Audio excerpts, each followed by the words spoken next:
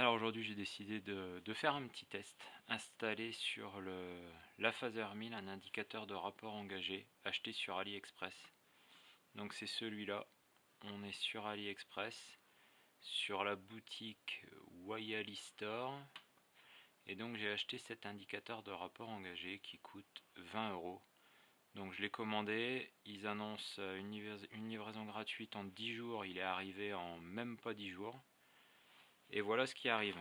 Donc, ce petit sachet Made in China, on va le déballer ensemble.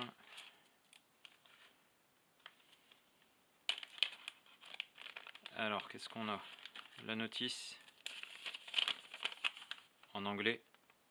Donc ça, je vais vous faire un petit tuto sur l'installation. Et puis après, on fera un petit test.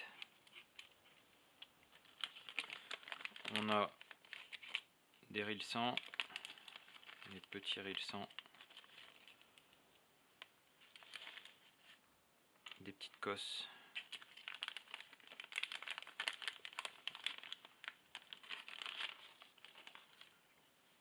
de l'adhésif pour venir fixer l'indicateur sur le tableau de bord, encore une cosse et notre indicateur de rapport engagé. Voilà. Donc ça ressemble à ça. C'est un peu plein de colle. C'est censé être étanche. Alors là, quand on regarde, il n'y a pas de pellicule dessus, il n'y a pas de... Bon. Espérons que ça tienne le coup. Après, à 20 euros, on n'a pas pris un risque énorme. Donc il y a une longueur de fil suffisante. On a les prises pour venir l'intercaler sur la prise du capteur de vitesse. Et puis après, on a ces deux fils pour l'alimentation. On va regarder en détail la notice. Et on va installer ça sur la moto.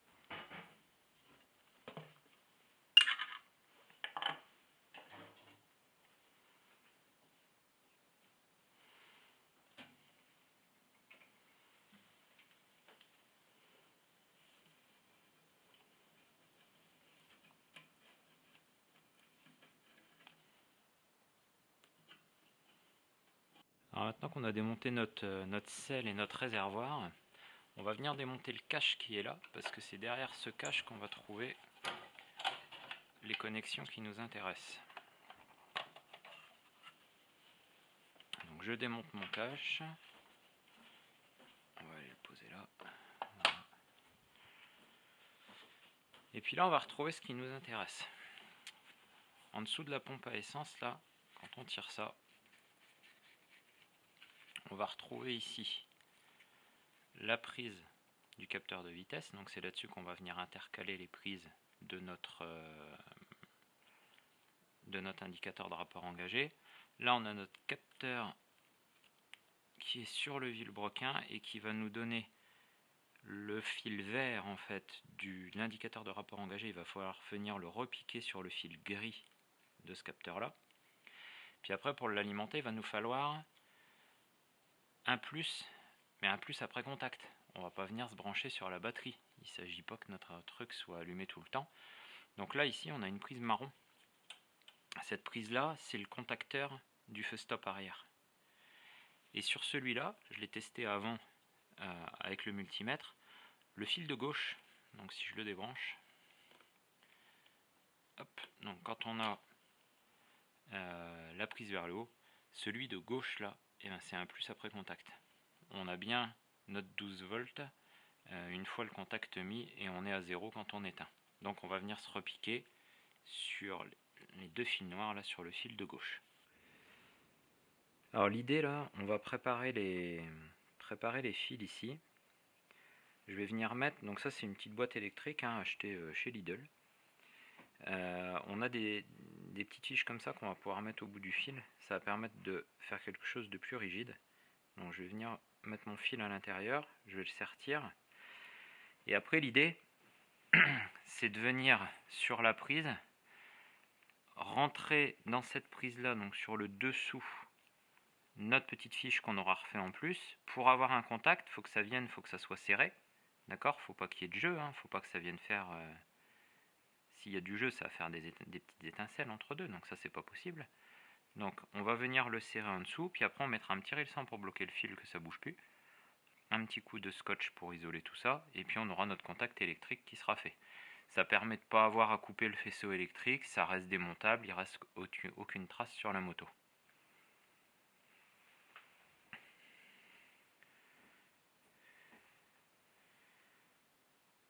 Donc là je viens mettre mon fil à l'intérieur.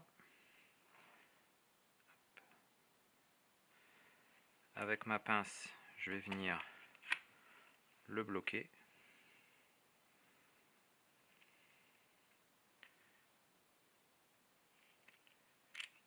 Donc on va venir le sertir sur celui-là.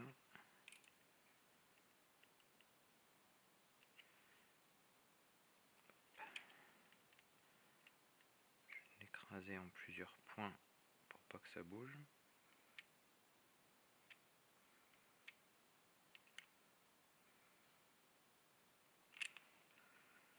Voilà. L'idée c'est de pouvoir le mettre à l'intérieur ici pour avoir le contact sans que ça bouge. Donc là on va pouvoir venir le glisser en dessous, le rentrer au fond, et puis quand on l'aura bloqué avec un rilsan à tour de scotch, on a un contact électrique qui est fait et ça reste démontable. Hop, il suffit de retirer dessus, le fil est venu avec. Hop là, donc là on n'a plus qu'à recommencer.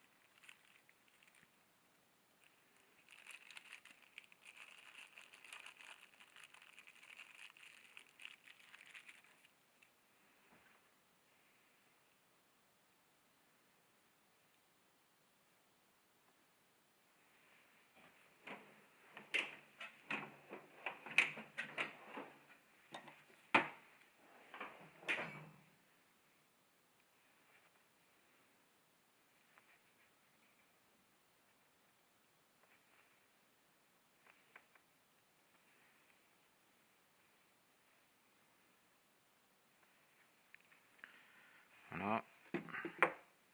On va faire pareil avec le fil qui se met sur notre capteur d'allumage.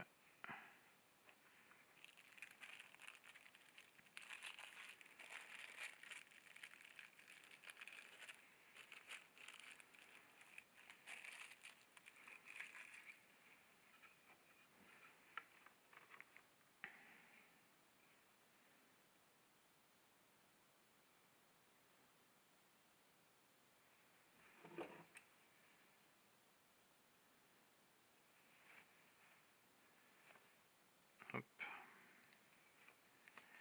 Voilà. Alors maintenant on va venir passer nos fils. Donc mon indicateur de rapport engagé, il va venir se fixer là-bas. Donc là je vais venir essayer de passer mes fils avec déjà tout le faisceau de câbles qu'on a sur la moto. Donc On va venir passer là, comme ça on pourra s'accrocher au câble d'accélérateur. Là, il va falloir passer en dessous ici pour longer. Donc on va chercher la meilleure option. Donc on va essayer d'y aller par ici. Donc là, je passe là. Le plus dur, ça va être de trouver la place un peu partout, hein, de passer le capteur. Je ne sais pas si on arrive à passer. Non, si on fait passer la prise, je suis pas sûr que ça passe non plus. Sinon, on va être obligé de démonter la boîte à air pour la décaler. Ou je vais passer le fil au-dessus, sinon on va le passer là sur le côté. Non, on va le passer là. Donc là, je l'ai passé au-dessus, on l'attachera avec des rilles 100. De toute façon, le réservoir ne vient pas accrocher ici.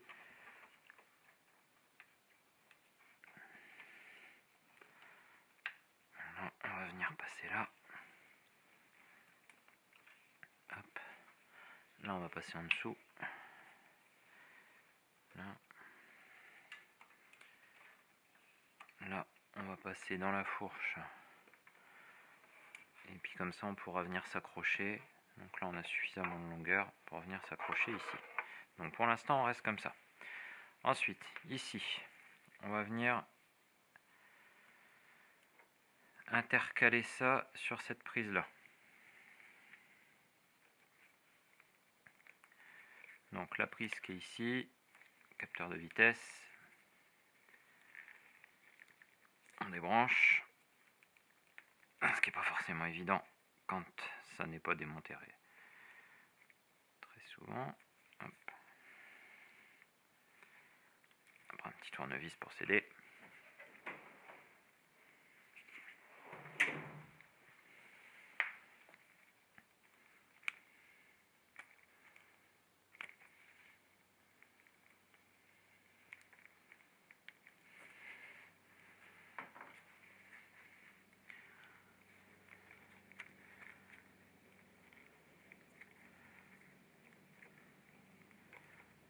Toujours la galère à démonter ces prises-là.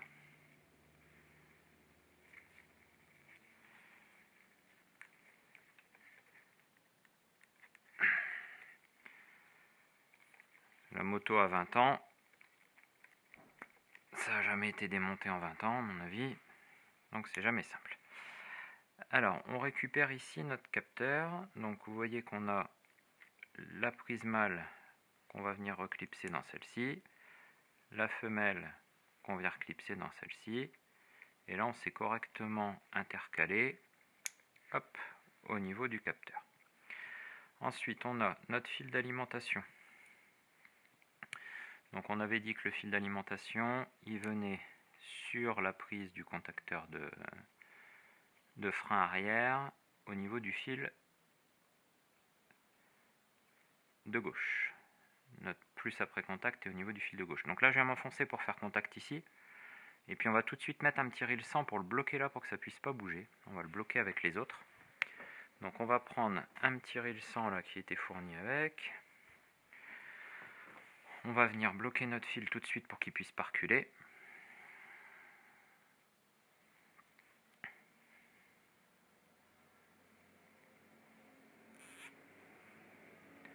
Donc là, je viens ici, hop, je viens le serrer un petit peu dessus. Voilà, comme ça il ne peut plus bouger. On va le couper tout de suite.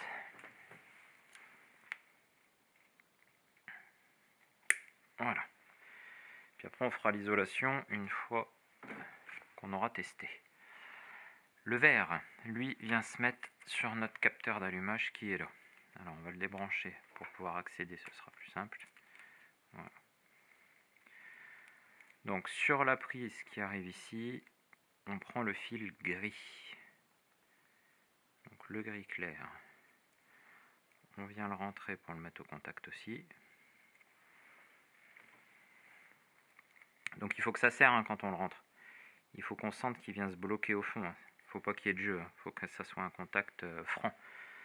Sinon notre petit système là, sans démontage, il va pas être bon avec les vibrations. On va avoir des faux contacts. Même technique. On vient le bloquer.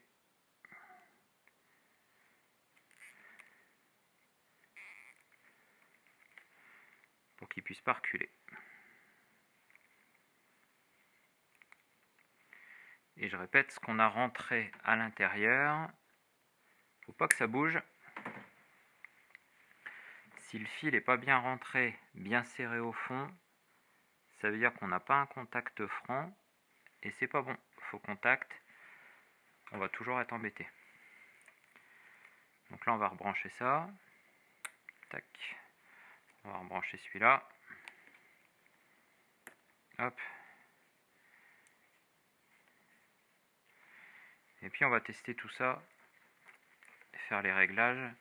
Et si tout est OK, on pourra bien fixer les fils, mettre les rails sans comme il faut, faire quelque chose de propre. Donc là, je vais juste les bloquer comme ça pour faire les réglages.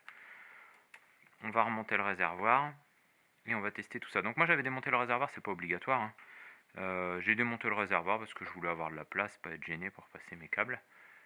Mais c'est absolument pas obligatoire. Par contre, pour redémarrer la moto, on va le remettre, ça va être quand même beaucoup plus pratique. Alors, on va venir fixer notre capteur sur le tableau de bord.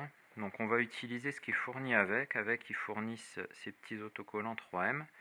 Donc, on va prendre un petit peu de nettoyant frein. On va dégraisser un petit coup à la fois le bord du capteur et notre tableau de bord. Donc moi je vais essayer de le fixer sur le côté là, je verrai si ça tient. Donc on va dégraisser ça, on va dégraisser le côté du capteur qui va être vissé. Donc c'est ce côté là. Voilà. Et on va venir le coller avec ça. Donc on enlève l'autocollant. On vient le placer là sur le côté. Hop. On enlève le deuxième.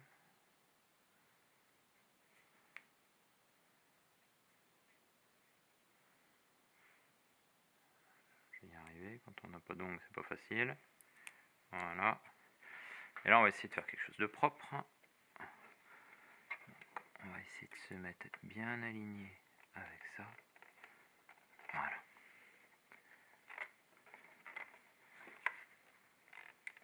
Hop. Voilà. Alors le seul petit inconvénient là, à l'avoir fixé ici, c'est que si un jour j'ai besoin de démonter ça, notamment quand j'ai besoin d'accéder à mon liquide de refroidissement, ça va être un peu plus galère parce que je vais être accroché au bout de mon fil. Mais bon. Donc voilà. Donc là, il est placé sur le côté. On va pouvoir remonter le réservoir et faire les réglages. Alors le réservoir, on le replace à l'arrière. On va juste le reposer. On va venir remettre la vis de l'articulation ici.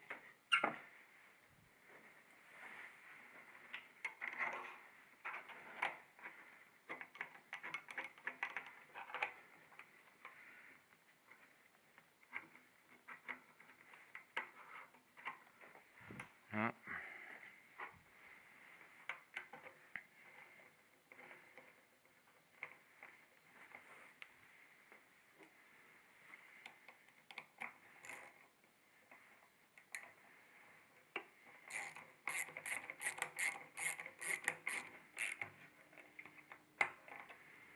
Hop.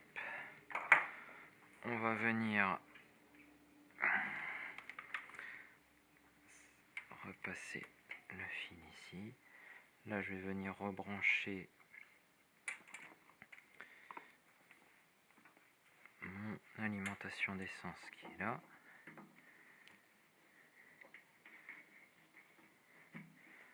Rebrancher mon trop-plein.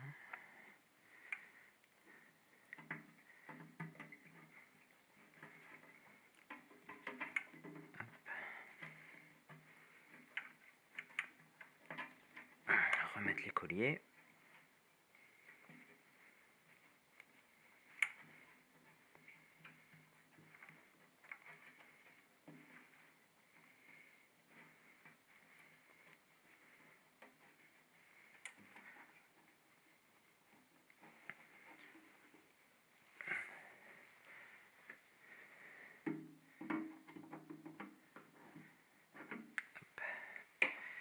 et remettre en route l'essence. Tac.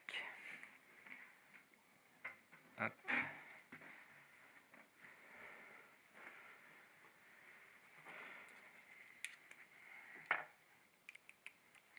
Je vais remettre ma vis sur le devant.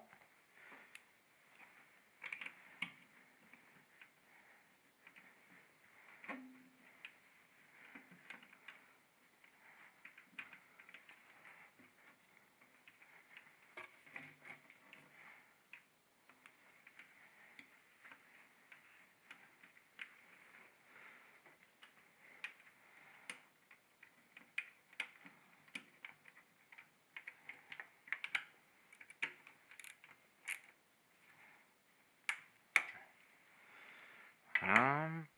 On va remettre la selle pour pouvoir s'asseoir sur la moto pour faire les réglages. Voilà.